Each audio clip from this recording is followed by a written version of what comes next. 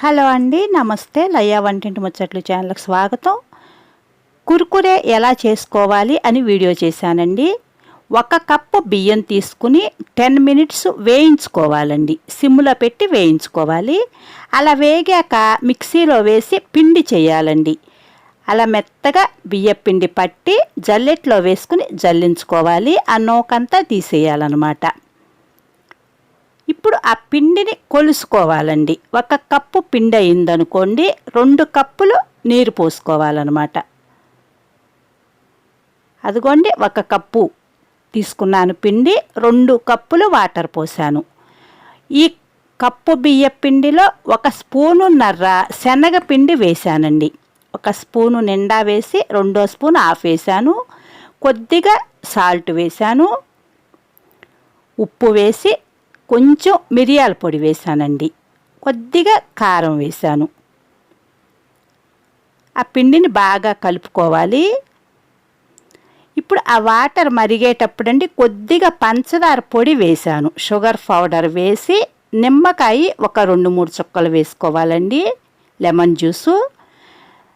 ఇప్పుడు ఆ కలిపిన పిండిని ఆ వాటర్లో పోసి సిమ్లో పెట్టుకుని అలా తిప్పుకోవాలి.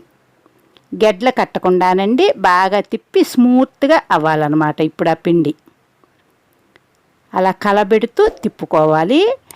మూత పెట్టండి. ఒక 10 మినిట్స్ అలా వదిలేస్తే ఆ వేడికి మగ్గుతుంది. స్టవ్ కట్టేయాలండి. పిండి వేయంగానే స్టవ్ కట్టేసి అలా తిప్పుకుని మూత పెట్టేయాలి. అదిగోండి, అంత స్మూత్గా వచ్చిందనమాట.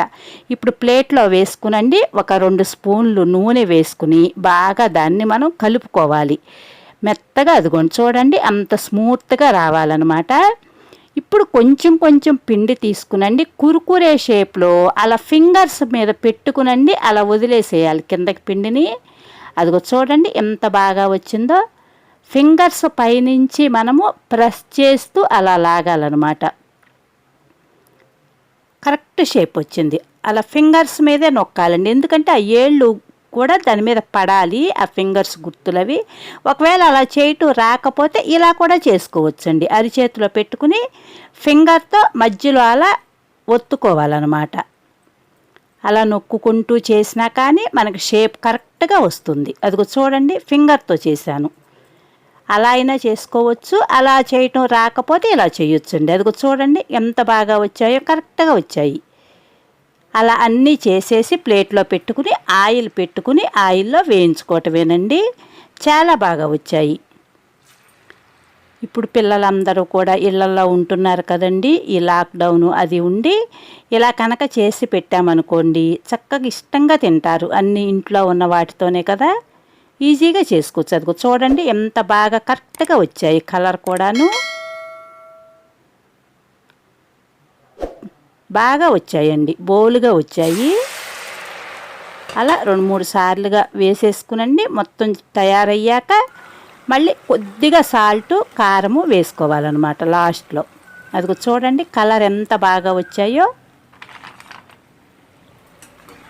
ఆ షేప్ కూడా కరెక్ట్ షేప్ వచ్చిందనమాట.